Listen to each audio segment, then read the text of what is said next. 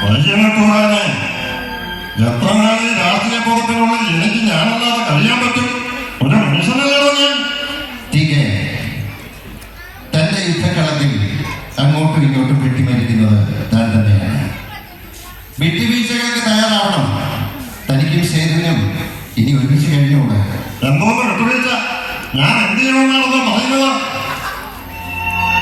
എന്റെ ഭാര്യയെ സേതുവെന്ന് വിളിച്ചപ്പോ എന്തോന്ന് വിളിക്കേക്കുന്നതിന് പകരം മിനിസ്റ്റർ സേതുലക്ഷ്മിയെന്നോ സഖാവ് സേതുലക്ഷ്മിയെന്നോ വിളിക്കണമെന്ന് അഹങ്കാരമാണോ എന്റെ മുമ്പ് വലിച്ചെറിഞ്ഞത്?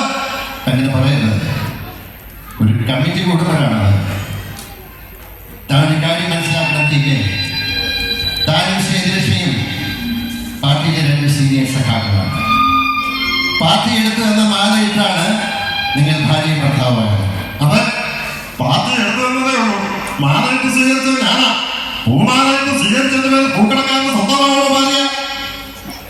എന്റെ ഭാര്യ എന്റെ ഭാര്യയായിരിക്കണം.